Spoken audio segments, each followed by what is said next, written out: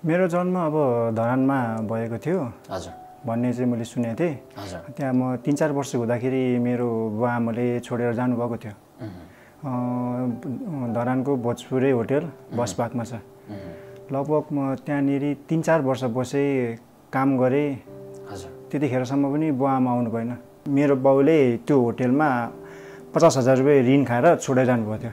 1 महिना भयो, 2 महिना भयो, आउनु भएन। त्यसपछि 1 वर्ष बित्यो, आउनु भएन। अब सानो केटाकेटी नै थिएँ। आमाको नाम एक्ज्याक्ट चाहिँ मलाई नि थाहा छैन, आमाको नाम चाहिँ के हो भनेर। जस्तै अब खै के हो नाम मलाई चाहिँ थाहा भएन, कन्फ्युज छ। सानो केटाकेटीमा अब चाहिँ बाउको नाम चाहिँ अब तीको दाइहरूले अङ्कलहरूले यसको फल्नाको छोरा है, ढिस्नाको छोरा है भन्नुहुन्छ हुन्थ्यो। सानो उमेरमा चाहिँ काम गर्नु पर्दाखेरि चाहिँ अलिकति अहिले आएर चाहिँ अलिकति कस्तो कस्तो लागिरहेछ। त्यतिखेर मलाई किन पढाइदिएन, त्यतिखेर मलाई किन बाल आश्रम हाल्दैन भन्ने पढ्ने खुब रहर लाग्थ्यो होला नि त। साथीहरू तपाईँकै उमेरका बच्चीहरू चाहिँ टाई लगाएर स्कुलको युनिफर्म लगाएर स्कुलमा गइरहेको दृश्यहरू त तपाईँको आँखामा अहिले पनि झलझली आइरहेको होला नि। देश विदेशका विभिन्न प्रतियोगिताहरूमा सहभागिता जनाउनु भएको छ र खास गरी नेसनल ब्याडमिन्टनको ऱ्याङ्किङको टप 16 भित्र पर्नुहुन्छ उहाँ। 13-14 वर्षमा चाहिँ मैले स्कुल गर्नु कस्तो हुन्छ थाहा पनि भएन। स्कुल कस्तो हुन्छ भनेर स्कुलमा गयो भने के सिकिन्छ त्यो पनि थाहा थिएन। त्यही अब मान्छेले यो बोल्यो भने यो बोल्यो भने यहीबाट सिक्यो। यस्तो कुरा बोल्नुहुन्छ, यस्तो कुरा बोल्नुहुन्न है भनेर अब त्यही सानोमा सिक्यो। कति कुरा नराम्रो बोल्यो, कति कुरा राम्रो पनि बोल्यो।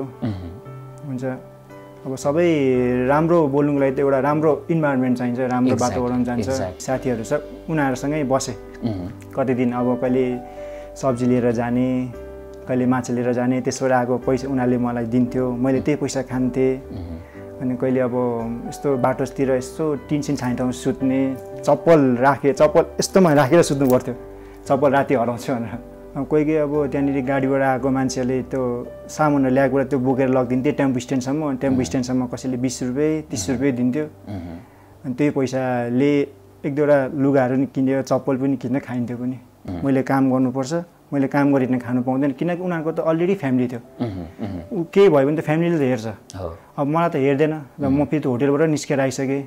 अब मलाई सुत्नुको लागि धाउधाउ भयो, अब खानुको लागि धाउधाउ भयो। मैले जब कि त्यो काम गरिनँ भने त मलाई गाह्रो हुन्छ। मेरो बुवा आमा आउँछ भनेर मैले त्यहीँनिर त्यो स्ट्यान्डमै काम गरेँ, दुःख गरेँ। त्यही पनि अब 1-2जना भन्नेहरू अब पहिला थिए होइन। अब खै तेरो बाउ कहाँ छ भनेर जिस्काउनु हुन्थ्यो ती सानो उमेरमै। अब अहिले खै कहाँ छ केही थाहा छैन मलाई त्यो उहाँको के हो कसो भनेर। त्यतिखेरमा त जब अलिकति ठुलो हुँदै गएपछि तब त्यस्तो चाहिँ भएन। मलाई एउटा मात्रै कुरा सोध्नु छ कि मलाई चाहिँ किन छोडेको भनेर। छोडे पनि पछि लिनु चाहिँ किन गएन भनेर। जब कि म त्यो सानोमा हुँदाखेरि त्यहाँनिर कहिलेकाहीँ यस्ता त्यो खोलासोला जाँदाखेरि त्यहाँनिर देख्थेँ हामी मान्छेलाई यहाँनिर ढुङ्गा कुटिरहेछ त्यो गिटी बनाउन, यहाँनिर बेरेर पालिरहेछ बच्चालाई पालिरहेछ। कसैले आफ्नो काम गरेर पनि बच्चालाई पालिरहेछ। तर त्यो चाहिँ मलाई किन गरेन भन्ने भइरहेछ। अब त्यो विगत सम्झेर चाहिँ एकदमै हुन्छ नि, अब रुनु मन लाग्छ। अझै पनि म एक्लै नै बस्छु। जुन त्यो अब कहिलेकाहीँ अब के फेस्टिभल आउँदाखेरि एकदमै एक्लै बसेर म रुन्छु क्या। मेरो अनलाइन टिभी दर्शकवृन्द नमस्कार। मेरो अनलाइन टिभीमा तपाईलाई हार्दिक स्वागत छ। म विश्व लिम्बू। समसामयिक राजनैतिक विषयदेखि हामी समाजका अन्य विभिन्न पाटाहरूका बारेमा कहिलेकाहीँ गहिराइमा गएर विश्लेषण गर्ने, चर्चा परिचर्चा गर्ने, समाजका विभिन्न प्रवृत्तिहरूको विषयमा, समाजका विभिन्न व्यक्तित्वका कथा कहानीहरू र सङ्घर्षका कथाहरू पनि लिएर आउने गर्दछौँ।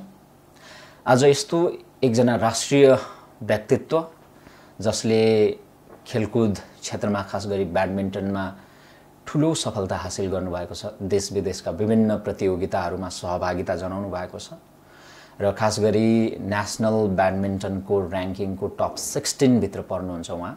तर उहाँको विगत, उहाँको सङ्घर्षको त्यो विगतलाई हेर्ने हो भने उहाँबाट धेरै सिक्नुपर्ने पाठहरू छन्। मान्छेको जीवन यस्तो पनि हुन्छ भनेर तपाईले सोच्नुपर्ने कुराहरू पनि धेरै नै छन्।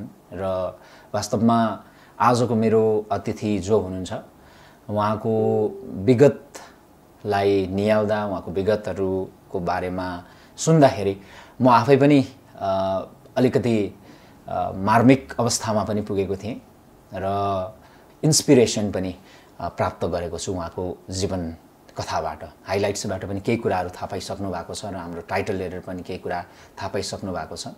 आजको यो भिडियोलाई अन्तिमसम्म हेर्नुभयो भने पक्कै पनि तपाईँको जीवनमा केही गर्नुपर्छ, केही गर्न सकिन्छ। जीवन सङ्घर्ष हो र जीवन सङ्घर्षबाटै अगाडि बढ्छ र सफलता सङ्घर्षले नै दिलाउँछ भन्ने पाठ पक्कै पनि हाम्रो आम दर्शकले केही न केही रूपमा सिक्नुहुनेछ, बुझ्नुहुनेछ। यही भनाइसँगै म आजको मेरो अतिथि सुमन लिम्बू जो राष्ट्रिय ब्याडमिन्टन प्लेयर हुनुहुन्छ, टप 16 को र्याङ्किङभित्र हुनुहुन्छ र देश विदेशमा थुप्रै अचिभमेन्ट हासिल गरिसक्नु भएको छ। एकजना शालीन र सङ्घर्षशील व्यक्तित्व जसले जीवनमा धेरै सफलताहरू हासिल गर्नुभयो। भलै उहाँका जीवनमा धेरै उतार चढावहरू आए। उहाँलाई म स्वागत गर्न चाहन्छु। सुमनजी नमस्कार, धेरै धेरै स्वागत छ। नमस्ते। सन्चै हुनुहुन्छ, कुशल हुनुहुन्छ? हजुर, कति वर्ष पुग्नुभयो सुमनजी? दाइले म 27 वर्ष पुगेँ। 27 वर्ष।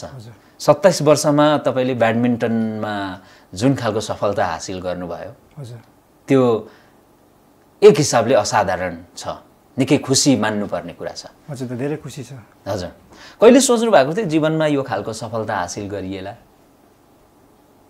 त्यो सोचेको थिएन, तर बिस्तारै अगाडि बढ्दै गयो, सफलता हुँदै गयो, अघि बढ्दै गयो, अझै अघि बढ्नेछु। हजुर, अब कहाँसम्म बढ्ने विचार छ तपाईँको? अब एकचोटि नेसनल च्याम्पियन हुने इच्छा छ। हजुर, त्यसपछि इन्टरनेसनलमा एकचोटि अब केही मेडल ल्याउने इच्छा छ। त्यसको लागि तपाईँ अहोरात्र खट्दै हुनुहुन्छ, अहिले पनि ट्रेनिङ गरिराख्नु भएको छ? हजुर, यो लकडाउनको पिरियडमा पनि तपाईँको सायद ट्रेनिङ चलिरहेको छ होला? हजुर, अहिले हाम्रो यो नेसनल टिमको ट्रेनिङ भइरहेछ बिहान मर्निङमा, कोरियन कोचले गराइराख्नु भएको छ। ओके, त्यो यहाँको ट्रेनिङ लिने क्रम जारी छ। सुमनजी, अब तपाईँको बारेमा मैले निकै लामो जानकारी पनि हाम्रो दर्शकलाई गराएँ, हाइलाइट्स मार्फत पनि केही थाहा पाइसक्नु भएको छ। तपाईँको यो अहिलेको जुन अचिभमेन्ट छ, सफलता छ, एउटा नेसनल प्लेयरको यो र्याङ्कभित्र तपाईँ पर्नु भएको छ, देश विदेशमा सहभागिता जनाउनु भएको छ होइन, ब्याडमिन्टनकै लागि भनेर अथवा त्यो खेलकुदको लागि भनेर तपाईँ देश विदेश पुग्नु भएको छ। तर तपाईँको यो अहिलेको सफलतालाई हेर्दाखेरि तपाईँको विगतसँग कम्पेयर गर्दाखेरि चाहिँ तपाईँको विगत चाहिँ अलिकति एक हिसाबले भनौँ न दुःखद थियो, एक हिसाबले कहाली लाग्दो थियो र अझै पनि एक हिसाबले भन्दाखेरि कतै न कतै पारिवारिक रूपमा तपाईँ एक्लो हुनुहुन्छ, टाढिनु भएको छ। तपाईँको जन्म कहाँ भयो? अलिकति त्यहाँबाट जाउँ न। मेरो जन्म अब धरानमा भएको थियो। हजुर, भन्ने चाहिँ मैले सुनेको थिएँ। हजुर, त्यहाँ म 3-4 वर्ष हुँदाखेरि मेरो बुवा आमाले छोडेर जानुभएको थियो। धरानको भोजपुरे होटेल बसपाकमा छ। लगभग म त्यहाँनिर 3-4 वर्ष बसेँ, काम गरेँ। हजुर, त्यतिखेरसम्म पनि बुवा आमा आउनु भएन। अझै पनि बुवा आमालाई म पर्खेर बसिरहेको थिएँ। हजुर, त्यसको 8-9 वर्ष पुगिसकेपछि फेरि यता स्ट्यान्डतिर काम गर्न थालेँ। तिनीले भारी बोकेँ, त्यसपछि आएर टाँगासँग कुदाएँ, रिक्सा खिचा कुदाएँ। बित्दै गयो 5 वर्ष, 6 वर्ष, 7 वर्ष पुग्यो, त अझ पनि हुन्छ नि मेरो अब बुवा आमा आउनु भएन। अनि जब म 11 वर्षको भएपछि चाहिँ जब एकजना माथि पञ्चकन्या क्लब एन्ड रिसोर्ट भन्ने हुन्छ, त्यहाँनिर एकजना पूर्णबहादुर लिम्बू भन्ने हुन्छ, जब त्यो ठाउँमा पुगेपछि त्यहाँबाट चाहिँ मैले ब्याडमिन्टन सुरु गरेको। ए ओके, 11 वर्षको उमेरबाट? हजुर, 11 वर्षको। धरानमै खेल्नुहुन्थ्यो त्यो बेला? हजुर, धरानमै खेल्थेँ। त्यहाँबाट सुरु गरेँ। त्यहाँनिरबाट म भाँडा माझ्थेँ, काम गर्थेँ। अनि त्यहाँको बाजेले मलाई सिकाउनुहुन्थ्यो, जस त्यहाँ कहिले पोइन्ट गर्ने, कहिले रेफ्री गर्ने, कहिले लाइन जज गर्ने, त्यसरी नै अगाडि बढ्दै गएँ। अनि त्यहाँबाट मैले 3-4 वर्ष बसेपछि अझै धेरै सिकेँ। अनि त्यसपछि अब जब अन्डर 14 को टुर्नामेन्ट हुँदाखेरि मलाई शेखर दाइले लिएर आउनुभयो। यहाँ काठमाडौँमा टुर्नामेन्ट भएको थियो। हजुर, त्यो टुर्नामेन्टमा जस अलिकति गेम राम्रो भयो, क्वार्टर फाइनल पुगेको थिएँ। त्यसपछि शेखर दाइले मलाई यहाँ आम पुलिस फोर्स सशस्त्रमा हालिदिनु भयो। अनि त्यसरी उहाँको चिनजान प्रेमशेर सरसँग हुन्थ्यो। अनि उहाँले नै मलाई जिम्मामा लगाइदिनु भयो, प्रेमशेर सरसँग। ओके, त्यसपछि त अहिलेको तपाईँको जुन एउटा गौरवमय खेलकुदको तपाईँको जीवनको एउटा इतिहास छ, त्यो तपाईँले कोरिसक्नु भएको छ, देशको लागि खेलिराख्नु भएको छ, धेरै प्रगति गर्नुभएको छ, अझै धेरै प्रगतिको लक्ष्य पनि छ, त्यसको लागि शुभकामना पनि छ।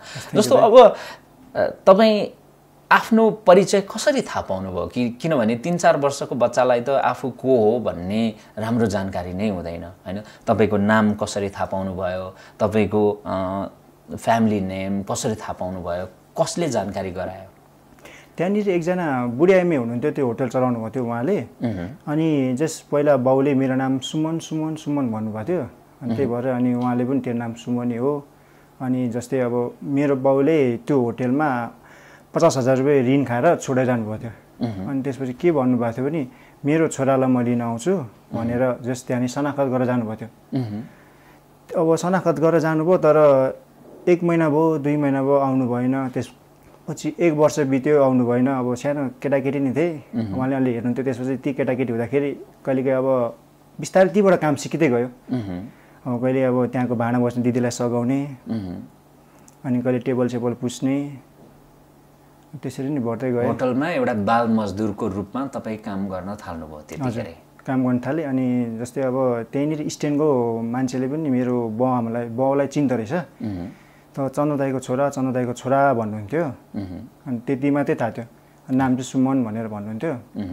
अनि जस्ट मैले उहाँलाई सोधेँ मेरो बाबा कहाँ छ भन्दाखेरि तेरो बाबा त खै हामीलाई पनि थाहा भएन, आउँछ होला नि त अब लिन, कतै गएको होला भनेर भन्नुभएको थियो। अनि अब 2 वर्ष 3 वर्ष बित्दाखेरि नि आउनु भएन है। अनि अब त्यो होटेलमा चाहिँ एकदमै हुन्छ नि दुःख। अब त्यो गाह्रो थियो। अब एउटा पढ्ने उमेरमा अब अलिकति भाँडा माझ्दा, टेबल सोर्दा, बढाल्दा अलिकति गाह्रो हुन्थ्यो क्या। जस्तै अब अरू मान्छेहरू त्यहाँ पढ्नु जान्छ, त्यसपछि साथीभाइहरूसँग घुम्छ, खेल्छ, हुन्छ नि। अब त्यो एउटा इन्भाइरोमेन्टै पाइनँ क्या। अब त्यहाँ गएर बढाल्ने, टेबल पुस्ने, कहिलेकाहीँ मान्छेको सामान बोक्ने, अब त्यसमै नि खुसी हुन थाल्यो क्या। त्यही पनि अब मेरो बाबा र आमा चाहिँ आउँछ होला भन्थे, तर अझै आउनु भएन क्या। अहिले त तपाईँ 27 वर्ष पुगिसक्नु भएको छ। हजुर, म 27 तपाईँलाई छोडेर गएको लगभग 24 वर्ष भइसकेछ। हजुर, लगभग। बुबा र आमासँगै हुनुहुन्थ्यो अरे जब तपाईँलाई त्यो भोजपुरे होटल भन्ने ठाउँमा छोड्दाखेरि? आमा चाहिँ बाहिर जान्छु भनेर जानुभएको थियो अरे भन्ने सुनेको थिएँ। अनि बाउले मात्रै छोड्नुभयो त्यहाँनिर।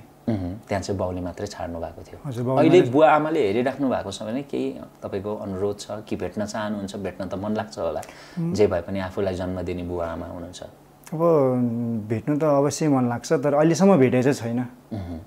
अब अझै नै भेट्छु भन्ने आशा चाहिँ छ। आमाको नाम थाहा छ तपाईँलाई? आमाको नाम एक्ज्याक्ट चाहिँ मलाई नि थाहा छैन, आमाको नाम चाहिँ के हो भनेर। जस्तै अब खै के हो नाम मलाई चाहिँ थाहा भएन, कन्फ्युज छ। सानो केटाकेटीमा अब चाहिँ बाउको नाम चाहिँ अब तीको दाईहरूले अङ्कलहरूले यसको फल्नाको छोरा ढिस्नाको छोरा भन्नुहुन्छ हुन्थ्यो। तपाईँहरूको अरिजिनल घर चाहिँ कहाँ रहेछ? ओरिजिनल घर धरानमै जन्म पनि तपाईँको भएको होइन? मेरो जन्म चाहिँ एक्ज्याक्ट कहाँ भएको मलाई पनि थाहा भएन। अब म सानो उमेरमा त्यहाँ आएँ। अब आएपछि अब त्यही काम गर्न थालेँ। अब बुवा आमा भन्ने चिज कस्तो हुन्छ नि थाहा भएन। हजुर। अब ती नै साथीभाइ नै भयो, अब त्यहीँको मान्छे नै बुवा आमा जस्तो भयो क्या। तपाईँले जुन होटलमा काम गर्नुहुन्थ्यो बाल मजदुरको रूपमा, त्यहाँ तपाईँलाई काम गर्ने राम्रो इन्भाइरोमेन्ट थियो? तपाईँलाई हेपाई अथवा तिम्रो बुबाले चाहिँ यसरी पैसा को लागि तिमीलाई छोडेर गएछ भनेर हेपाई गर्ने अथवा अरू किसिमको नानाभाती गाली गर्ने त्यस्तो त थिएन, अथवा के थियो? अब त्यो कहिलेकाहीँ चाहिँ हुन्थ्यो, तेरो बाउ आउँछ है लिन भनेर कहिलेकाहीँ भन्थ्यो। यस्तो भयो उस्तो भयो चाहिँ भन्नुहुन्थ्यो त्यहाँनिर। अब कहिलेकाहीँ हेपाई भने कहिलेकाहीँ काम बिग्रियो भने कहिलेकाहीँ प्याच पुच्छ त भन्छ। अनि अब त्यति साह्रो थिएन। अब जस सानो उमेरमा चाहिँ काम गर्नु पर्दाखेरि चाहिँ अलिकति अहिले आएर चाहिँ अलिकति कस्तो कस्तो लागिरहेछ। त्यतिखेर मलाई किन पढाइदिएन, त्यतिखेर मलाई किन बाल आश्रम हाल्दिएन भन्ने चाहिँ अलिकति एकदम पढ्ने खुब रहर लाग्थ्यो होला नि त। साथीहरू तपाईँकै उमेरका बच्चीहरू चाहिँ टाई लगाएर स्कुलको युनिफर्म लगाएर स्कुलमा गइरहेको दृश्यहरू त तपाईँको आँखामा अहिले पनि झलझली आइरह्यो होला नि। अब जस्तै म सब्जी किन्नु जाँदाखेरि अरूलाई हेर्थेँ क्या, उनीहरूको जस बुवा आमाले हातमा समातेर लगेको, तर मेरो हातमा चाहिँ सब्जी हुन्थ्यो क्या, तरकारी हुन्थ्यो। अब त्यो सम्झिँदाखेरि त मेरो बुवा आमा लिन आउँछ होला भन्थ्यो, अझै पनि बस्थेँ। अनि म धेरै सोध्थेँ त्यहाँनिर, भाइ मेरो बुवा आमा मेरो बाउ कहिले आउँछ होला भन्थेँ, आउँछ होला भन्थेँ। त्यहाँको सम्झना सोध्थेँ। अनि उहाँले भन्थ्यो तेरो बाउ आउँछ नि, अब यहाँ पैसा खाएको छ तँलाई तिरेर लिएर जान्छ भनेर भन्नुहुन्थ्यो। तर अब त्यहाँनिर धेरै वर्ष तर आउनु भएन। कुनै क्लु पनि छैन तपाईँको बुवा यो ठाउँमा हुनुहुन्छ होला अथवा यस्तो कुनै क्षेत्रमा हुनुहुन्छ होला, त्यस्तो केही क्लु पनि छैन है? मैले नम्बर चाहिँ दिएको छु त्यहाँको दाइहरूलाई। अनि उहाँले केही भयो खबर आयो भने चाहिँ भन्छु भन्नुभएको छ। तर यो त अब 24 वर्ष भनेको त तपाईँको करिब 3 दशक एउटा एक जुग भन्दा पनि हुन्छ वास्तवमा भन्ने हो भने त मान्छेको आधा उमेरको समय हो। हजुर दाइ, त्यत्रो यो अवधिसम्ममा कहिल्यै पनि सम्पर्क बुवा आमाको तर्फबाट भएन? हजुर भएन। र तपाईँको अरू दाजुभाइ दिदीबहिनीहरू हुनुहुन्थेन भन्ने सन्दर्भमा पनि खास जानकारी छैन? मलाई त्यति थाहा छैन, तर अब मेरो बाउको साथीले भन्थ्यो एक्लो छोरा हो भनेर चाहिँ भन्नुहुन्थ्यो। कुरा उनीहरू बिचमा कुरा हुँदाखेरि चाहिँ एक्लै छोरा हो भनेर। बुवाको पनि सायद त्यस्तो कुनै व्यवस्था थियो कि बा उहाँले त्यो पैसा तिर्न नसक्ने अवस्था भएर उहाँ पनि बैरागिएर कतै होइन निराश भएर कता जानुभएको थियो कि अथवा के थियो? अब त्यो आफ्नै पाटो छ। तर जब तपाईँले त्यसरी 11 वर्षमा ब्याडमिन्टन खेल्न थाल्नुभयो त्यो पिरियडमा तपाईँ भनेपछि तपाईँ 11, 12, 13 वर्षसम्म मैले सुनेको चाहिँ तपाईँले पढ्नै पाउनु भएन, स्कुलको अनुहार नै देख्नु भएन। 13-14 वर्षमा चाहिँ मैले स्कुलको अनुहार कस्तो हुन्छ थाहा पनि भएन। स्कुल कस्तो हुन्छ भनेर स्कुलमा गयो भने के सिकिन्छ त्यो पनि थाहा थिएन। हजुर, त्यो अब मान्छेले यो बोल्यो भने यो बोल्यो भने यहीबाट सिक्यो। यस्तो कुरा बोल्नुहुन्छ, यस्तो कुरा बोल्नुहुन्न है भनेर अब त्यही सानोमा सिक्यो। कति कुरा नराम्रो बोल्यो, कति कुरा राम्रो पनि बोल्यो। हुन्छ, अब सबै राम्रो बोल्नुको लागि त एउटा राम्रो इन्भाइरोमेन्ट चाहिन्छ, राम्रो वातावरण चाहिन्छ।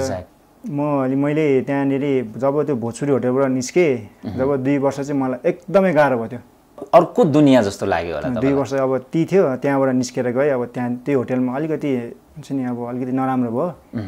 नराम्रो हुँदाखेरि म बाहिर जब 2 वर्ष चाहिँ बाहिर बसेँ। त्यतिखेर अब त्यही रिक्सा कुदाउँथेँ। त्यो रिक्साले त त्यहाँनिर धर्म चाहिँ टाँगा भन्थ्यो।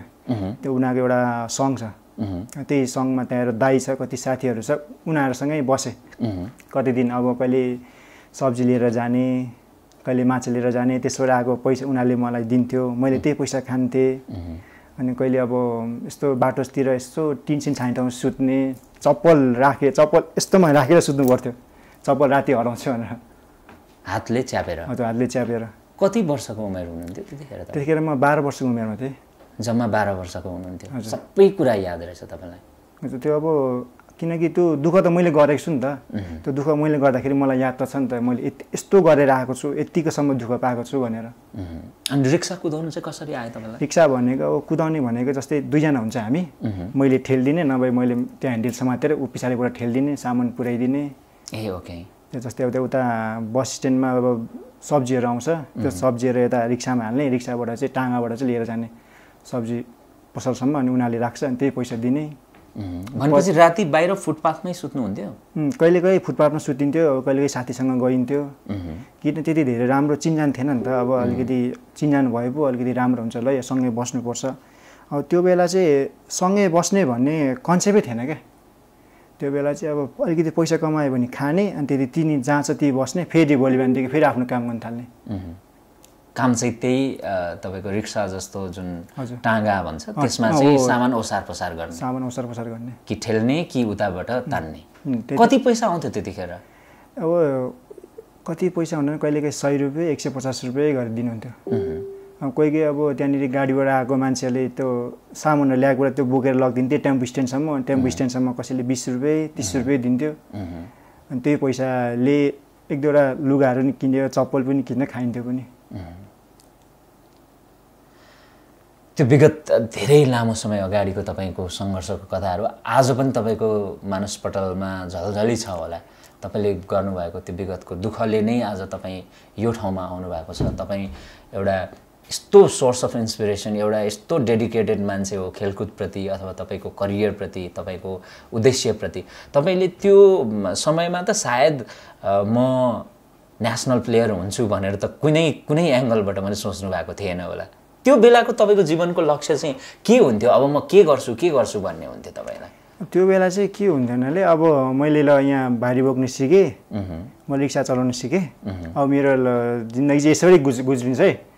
अब आउँछ मेरो बाउ आमा, नआए मैले गर्न सकेछु, म रिक्सा कुदाउन जानेछु, मैले भारी बोक्नु जानेछु भने अब त्यही लाग्थ्यो क्या मलाई त्यतिखेरसम्म चाहिँ। अनि त्यही नै हो जस्तो लाग्थ्यो मलाई।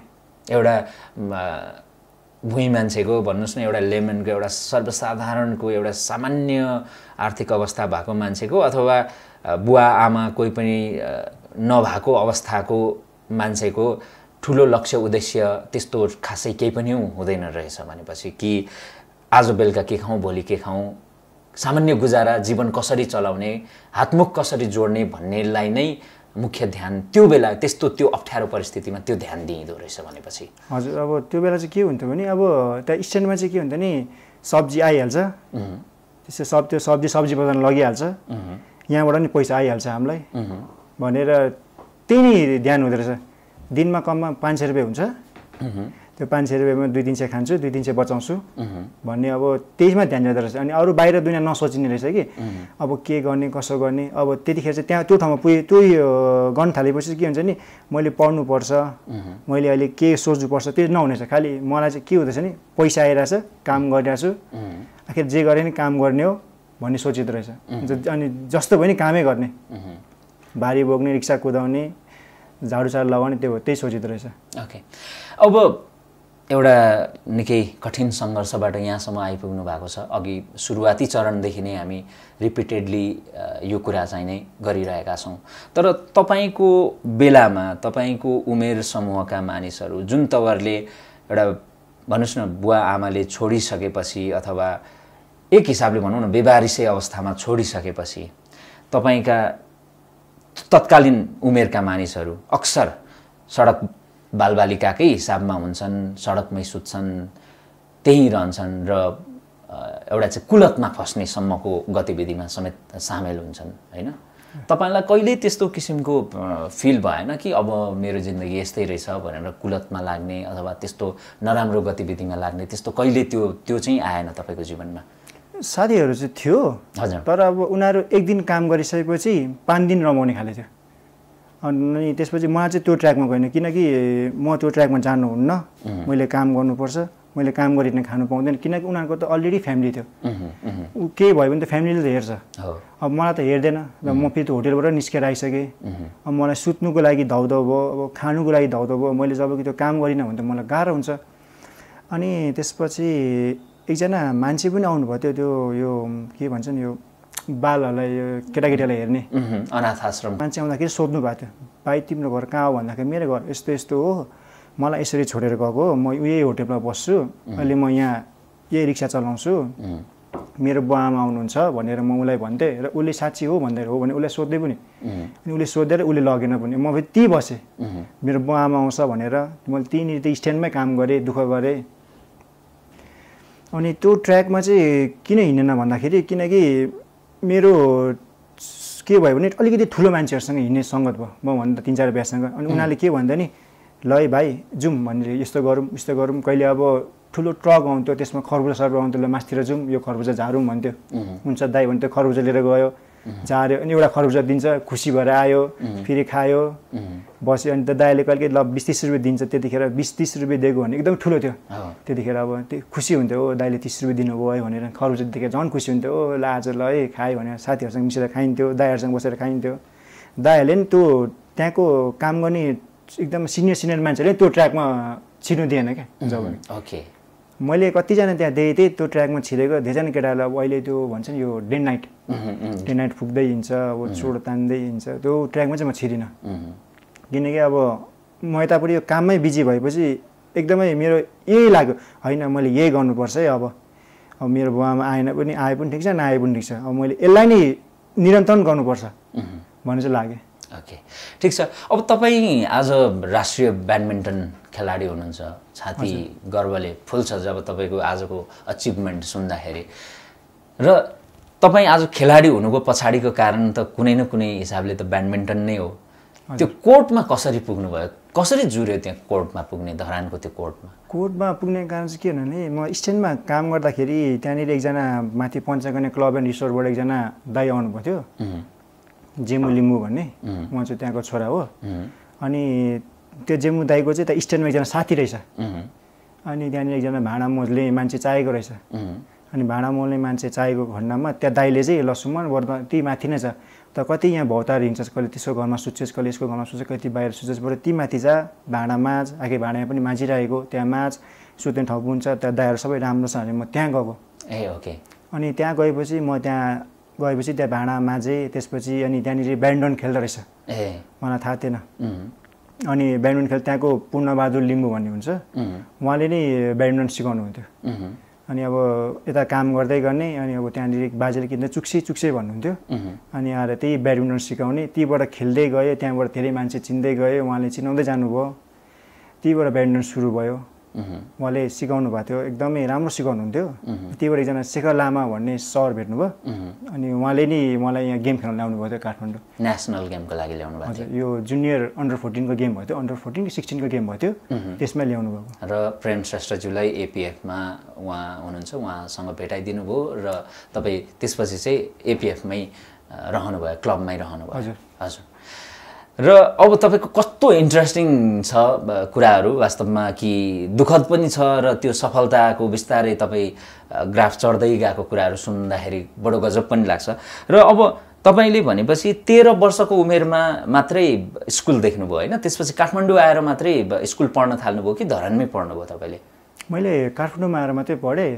धरानमा पनि अब पढ भन्थ्यो तर त्यो काम गर्न थालेपछि त्यो पढ्ने भन्ने दिमागमा नहुने रहेछ त्यो कामै नै प्यारो लाग्दो रहेछ किनकि काठमाडौँ आएर कुन स्कुलमा पढ्नुभयो कतिबाट जोइन गर्नुभयो किनभने मान्छेले त शिशु भन्छ नर्सरी भन्छ होइन 1-2 बाट अथवा कतिबाट पढ्नुभयो तपाईँले 13 वर्ष हुनुहुन्थ्यो होला 13-14 वर्ष काठमाडौँ आउँदा ठ्याक्कै 14-15 थिएँ हजुर अब त्यही यहाँ अब 5 क्लासदेखि पढ्नु चाहिँ 5 बाट पढ्नुभयो हजुर त्यो चाहिँ व्यवस्था मिलाइदिनु भयो नभए 1 मा पढ्दा त 13-14-15 वर्षको मान्छेलाई 1 मा पढ्दा त मान्छेले गिज्याउँछन् साथीभाइले जिस्काउँछन् त्यो बेला पनि सायद तपाईँलाई केही अप्ठ्यारो त भयो होला 5 मै पढ्दा पनि अब यस्तो 5 मा त पढ्नु पठायो हजुर अब 5 मा पढ्नु पठाउँदाखेरि अहिले बेसिक नथाएपछि धेरै गाह्रो हुन्छ हजुर हजुर अनि त्यहाँबाट त्यहीँको मिसले सरले काउन्सिल गरेर नर्सरीमा हाल्यो नर्सरी पनि म 1 month 3 month त मैले त्यहाँनिर पढेँ बेसिकको लागि पनि पढेँ ए ओके नर्सरीमा पनि पढ्नुभयो 5 मा पनि पढ्नुभयो पढेँ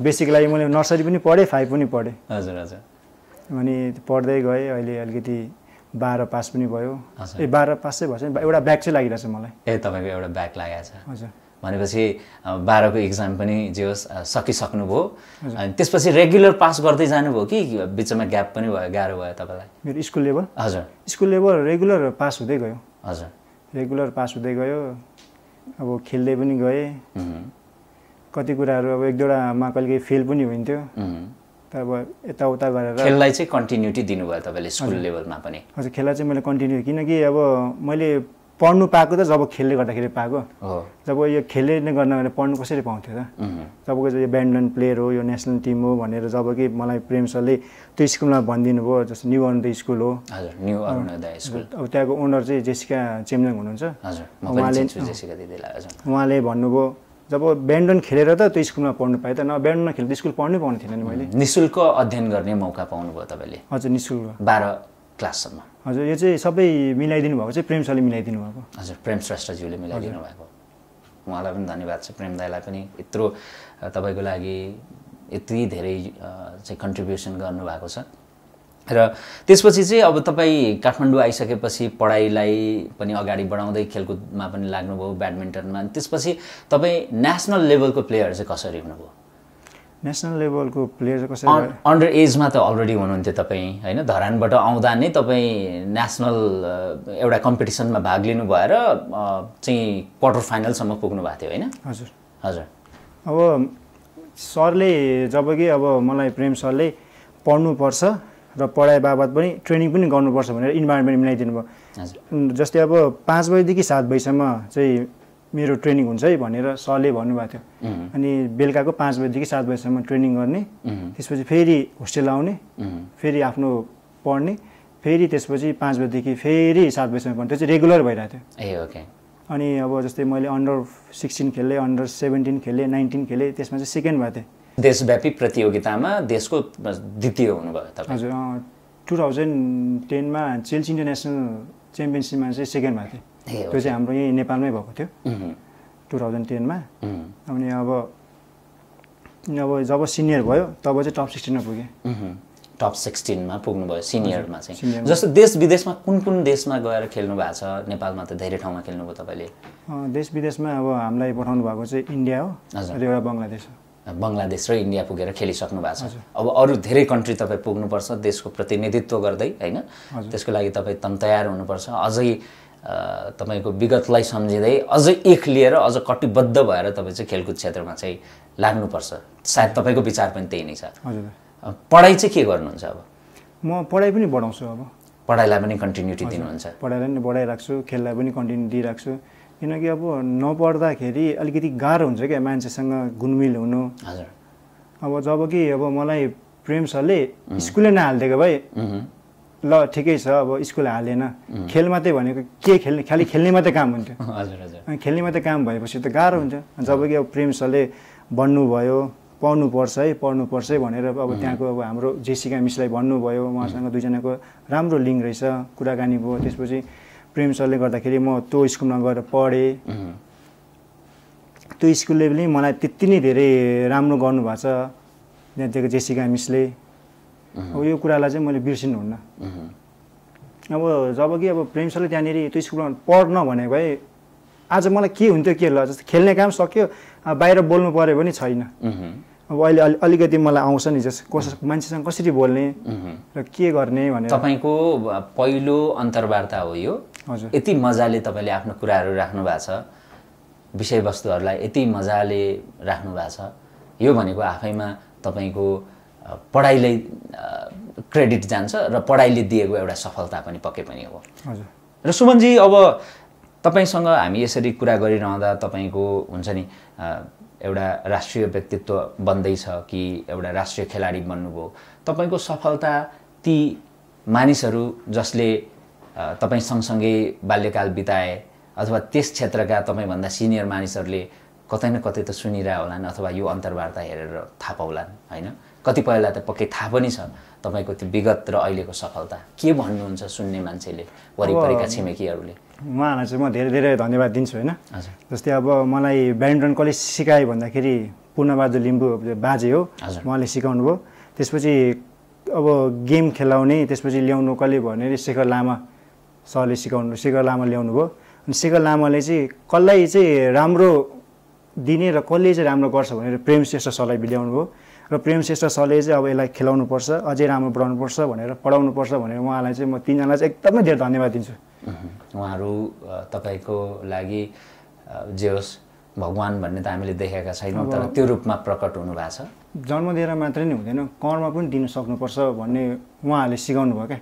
अब मलाई जब म यहाँ काठमाडौँ आएँ, जब म एक्लै थिएँ, मसँग केही पनि थिएन, दाइले लिएर आउनुभयो, त्यसपछि क्लबमा राखिदिनु भयो। त्यसपछि अनि मलाई प्रेम सरले क्लबमै 3 महिनासम्म म ती बसेँ, ती खाएँ, त्यतिसम्म मिलाइदिनु। त्यसपछि मात्रै स्कुलमा गएँ। अब मलाई प्रेम सरले कतिसम्म हेल्प गर्नुभएको छ भने धेरै नै हेल्प गर्नुपर्छ क्या।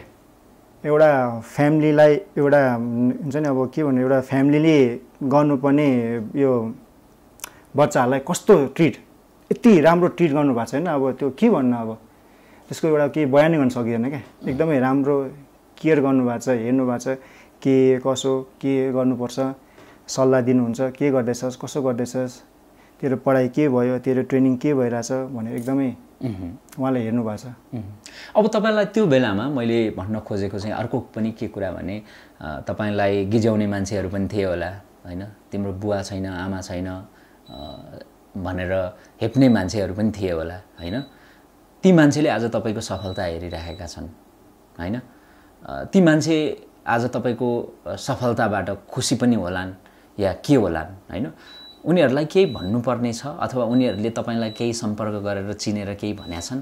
धरानका तपाईँका ती छिमेकी, त्यति बेलाका छिमेकीहरू, तपाईँका सिनियरहरू जसले तपाईँलाई राम्रो पनि गरे, कतिपयले नराम्रो पनि गरे होलान्? अब त्यस्तो त खासै छैन। हजुर। त्यही पनि अब 1-2 जना भन्नेहरू अब पहिला थिए होइन। अब खै तेरो बाउ कहाँ छ भनेर जिस्काउनु हुन्थ्यो ती सानो उमेरमै। अब अहिले खै कहाँ छ केही थाहा छैन मलाई, त्यो उहाँको के हो कसो भनेर। त्यतिखेर मात्र, जब अलिकति ठुलो हुँदै गएपछि तब त्यस्तो चाहिँ भएन। मैले कतिलाई पनि भनिनँ कि म यस्तो हो भनेर। तपाईँको आफ्नो रियालिटी सायद यो अन्तर्वार्ता मार्फत पहिलोपटक धेरै मानिसलाई थाहा हुँदैछ।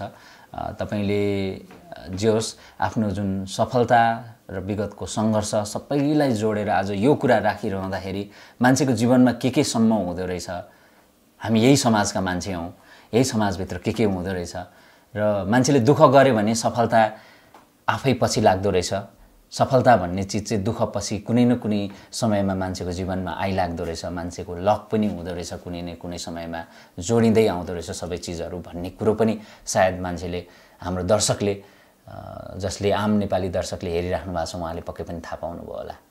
र यहाँको बुवा आमाको प्रतीक्षामा अझै 27 वर्ष पुगिसक्नुभयो, अझै पनि हुनुहुन्छ। मलाई मेरो बुवा आमासँग चाहिँ एकचोटि भेट्ने इच्छा चाहिँ छ होइन। अब कहिले भेट्छ थाहा चाहिँ छैन। हजुर। त्यो पनि मैले भेट्छ भनेर त्यहाँनिर धरानमा नम्बर पनि दिएको छु। हजुर। अब अहिलेसम्म आशा त छ भेट्छु भनेर। बुवा आमालाई भेट्नुभयो भने सँगै राख्नुहुन्छ? मलाई एउटा मात्रै कुरा सोध्नु छ कि मलाई चाहिँ किन छोडेको भनेर। छोडे पनि पछि लिनु चाहिँ किन गएन भनेर। जब कि म त्यो सानोमा हुँदाखेरि त्यहाँनिर कहिलेकाहीँ यस्ता त्यो खोलासोला जाँदाखेरि त्यहाँनिर देख्थेँ हामी मान्छेलाई यहाँनिर ढुङ्गा कुटिरहेछ त्यो गिटी बनाउँदा, यहाँनिर बेरेर पालिरहेछ बच्चालाई पालिरहेछ, कसैले आफ्नो काम गरेर पनि बच्चालाई पालिरहेछ। तर त्यो चाहिँ मलाई किन गरेन भन्ने भइरहेछ। एउटा निकै गम्भीर प्रश्न पनि हो यो। हो, त्यो चाहिँ किन गरेन र मलाई छोड्नुको कारण चाहिँ के रहेछ। र त्यतिखेर मेरो जब कि म सानो थिएँ, जब कि मेरो गल्ती नै के थियो र भन्ने चाहिँ कुरा। एउटा अबोध बालक हो नि, तपाईँलाई त के थाहा थियो र 3 वर्षको उमेरमा केही नै थाहा थिएन, बोल्न समेत बल्ल बल्ल बल्ल तल आउँथ्यो होला, भर्खरै बोली फुट्दै थियो होला। यो अब कस्तो भन्नु, एकदमै यो गाह्रो छ क्या यो भन्नु चाहिँ होइन। तर अब अहिले चाहिँ आएर चाहिँ म किन भन्नाले एकदमै म भाग्यमानी छु जस्तो लाग्छ घरिघरि। एक्ज्याक्टली। अब किन भन्नाले मेरो बाबाले छोड्यो ठिकै छ, तर त्यही पनि मलाई लास्टमा मेरो कर्म त दियो नि त। कर्म दिने मान्छे त छ नि त भन्ने आफूलाई धेरै गर्व ठान्छु क्या। हो, गर्व गर्नु पनि पर्छ। जस्तो सुमनजी, अब तपाईँको त्यो विगतलाई अहिले पनि कहिलेकाहीँ एकान्तमा बसेर सम्झिनुहुन्छ होला। आज इन्टरभ्यूमा कुराकानी गरिरहँदा पनि त्यो विगत तितो थियो, तर तपाईँले सम्झिनुहुन्छ होला, सम्झिनु भयो होला। कस्तो लाग्छ त्यो विगत सम्झिँदा? अब त्यो विगत सम्झेर चाहिँ एकदमै हुन्छ नि, अब रुनु मन लाग्छ। अझै पनि म एक्लै नै बस्छु। जुन त्यो अब कहिलेकाहीँ अब के फेस्टिभल आउँदाखेरि एकदमै एक्लै बसेर म रुन्छु क्या, आँसु झार्छु। त्यो कुराहरू चाहिँ नभनी ठिक हुन्छ होला। जस्तो अब हामी कार्यक्रमको अन्त्यतिर छौँ सुमनजी, तपाईँलाई एउटा राष्ट्रिय खेलाडी बन्नका लागि योग्य बनाउने व्यक्तित्व, सङ्घ संस्था सबैलाई सायद सम्झिनुहुन्छ होला। कसको महत्त्वपूर्ण योगदान रह्यो तपाईँलाई त्यस्तो एउटा चाहिँ नि दर्दनाक विगतबाट आज राष्ट्रिय खेलाडी बनाउन कसलाई सम्झिनुहुन्छ यहाँले? मलाई यो राष्ट्रिय खेलाडी बनाउनु त एउटा हाम्रो एपिएफ क्लब पनि हो। हजुर। त्यसपछि हाम्रो ब्याडमिन्टन सङ्घ पनि हो। हजुर। र त्यसपछि गुरुहरू पनि हो। हजुर। उहाँलाई म धेरै सम्झिन्छु। अब एपिएफ क्लबले नि मलाई नेसनल खेलाडी बनायो, त्यसपछि उहाँ एपिएफ क्लबबाट अहिले जब दिएको छ, म त्यही जबलाई निरन्तन गरिरहेको छु। अब यसलाई नि अगाडि बढाउनेछु। सुमनजी, अब जे होस् अहिले नेसनल गेम खेलिराख्नु भएको छ र ब्याडमिन्टनको नेसनल ऱ्याङ्किङको टप 16 भित्र हुनुहुन्छ होइन। एउटा राम्रो खेल, त्यसमा पनि एउटा टप ऱ्याङ्किङमा हुनुहुन्छ, देश विदेशमा खेलिसक्नु भएको छ, राष्ट्रिय खेलाडी हो नि त तपाईँ होइन। राष्ट्रले, देशले तपाईँलाई मानेको छ, मिडियाले मानेको छ, सबैले मानेको छ। आजको यो बसाइमा तपाईँले जति पनि कुरा मनबाट बोल्नु भएको छ त्यो कुराले हाम्रो आम नेपाली दर्शकलाई पक्कै पनि उहाँहरूको मन छुने छ। धेरै मानिसले चाहिँ आजको यो अन्तर्वार्तालाई एउटा इन्स्पायरिङ इन्टरभ्यूको रूपमा र तपाईँलाई एउटा इन्स्पायरिङ पर्सनालिटीको रूपमा पक्कै पनि हेर्नुहुन्छ भन्ने मलाई चाहिँ एकदम दृढ विश्वास छ कि म आफै पनि तपाईँको सङ्घर्षको त्यो विगतहरू, तपाईँको कथा सुन्दा म आफै त्यो विगतमा पुगेँ र मान्छेले साँच्चै सङ्घर्ष गर्नुपर्छ र जे पनि गर्न सकिँदो रहेछ गर्दै गयो भने भाग्य पनि कुनै दिन ठोकिएर आउँदो रहेछ, सफलता पनि ठोकिएर आउँदो रहेछ। तर मान्छे निरन्तर आफ्नो जीवनलाई अगाडि बढाइराख्नुपर्छ र नेगेटिभिटी र नेगेटिभ क्रियाकलापतिर लाग्नु हुँदैन भन्ने मैले ठुलो पाठ सिकेँ सुमनजी। तपाईँलाई धेरै धेरै धन्यवाद छ। हस् दाइ। र आजको यो समयको लागि पनि एकदमै धेरै धेरै धन्यवाद। कतिपयले अब तपाईँको बुवा आमालाई केही नराम्रो पनि सोच्नुहुन्छ होला, उहाँहरूको पनि केही व्यवस्था पनि होला अथवा के होला कसो होला, यो एउटा रियल स्टोरी हो, सुमनजीको स्टोरी हो, हाम्रै समाजको स्टोरी हो। त्यसकारण म चाहिँ हाम्रो दर्शकलाई उहाँको बुवा आमालाई पनि केही नराम्रो कुराहरू नभनिदिनु होला भनेर आग्रह गर्न चाहन्छु। सायद केही व्यवस्था थियो होला, भोलि सुमनजीले भेट्नुभयो भने उहाँले आफैले उहाँहरूलाई त्यो एउटा प्रश्न राख्छु भनेर सोचिराख्नु भएको छ। मलाई किन छोडियो, म एउटा अबोध बालकलाई र मलाई किन लिन आइएन भनेर उहाँले प्रश्न गर्छु भन्नुभएको छ। त्यो प्रश्न गर्ने अधिकार उहाँलाई छ। कृपया उहाँको बुवा आमालाई पनि नराम्रो शब्दहरू नराखिदिनु होला कमेन्टमा, कि उहाँको एउटा इन्सपिरेसनलाई, उहाँको त्यो दृढ इच्छा शक्तिलाई, उहाँको व्यक्तित्वलाई, उहाँको त्यो खेलप्रतिको लगावलाई, देशप्रतिको लगावलाई, उहाँको त्यो दृढ इच्छा शक्तिलाई चाहिँ तपाईँ हामी सबैले सलाम गर्नुपर्छ। म चाहिँ त्यही आग्रह गर्न चाहन्छु। यहाँले अन्तिममा भन्नुपर्ने केही कुराहरू छ भने सुमनजी कृपया। मैले भन्नुपर्ने कुराहरू के छ भने अब जस्तै मान्छेहरू धेरै राम्रो राम्रो छ होइन, नराम्रो भएर नहिँड्नु होइन। जस्तै अब प्रेम सरले मलाई, एन्जिला सुब्बालाई, त्यसपछि दिनेशजी हुनुहुन्छ, अनुज याखा हो, उहाँलाई पनि मलाई एकदमै सहयोग गर्नुभएको छ। र प्रेम सरलाई सहयोग गर्ने मान्छेहरू पनि जस्तै अब सिल कम्पनीका रमेश शेर्पा हुनुहुन्छ, त्यसपछि आएर यो ब्ल्याक हर्सका चिनबहादुर श्रेष्ठ हुनुहुन्छ। जस्तै उहाँलाई अब सहयोग गर्ने यता अब हाम्रो एकजना सर हुनुहुन्छ, उहाँ पुष्प सदन स्कुलका ओनर हुनुहुन्छ, उहाँले पनि एकदमै सहयोग गर्नुभएको छ। र प्रेम सरलाई सहयोग गर्ने अझै हाम्रो यो जेसिका चेम्जोङ पनि हुनुहुन्छ, उहाँले पनि एकदमै ठुलो सहयोग गर्नुभएको छ। किनकि त्यो स्कुलमा मैले पढ्नु पाएको छु, मलाई एकदमै खुसी लागिरहेछ। र अब प्रेम सरले अझै अरूलाई पनि सहयोग गर्नुहुन्छ भन्ने आशा पनि राख्छु, र प्रेम सरलाई पनि अरूले पनि अझै हेल्प गर्नुहुन्छ भन्ने आशा चाहिँ राख्छु म। हुन्छ, यो समयको लागि र यो संवादको लागि यहाँलाई धेरै धेरै धन्यवाद र अल द बेस्ट फर यो फ्युचर। तपाईँको खेल जीवन अझ राम्रो होस्, तपाईँको व्यक्तिगत जीवन अझ राम्रो भएर जाओस्। धेरै धेरै शुभकामना। Thank you so much. Thank you sir.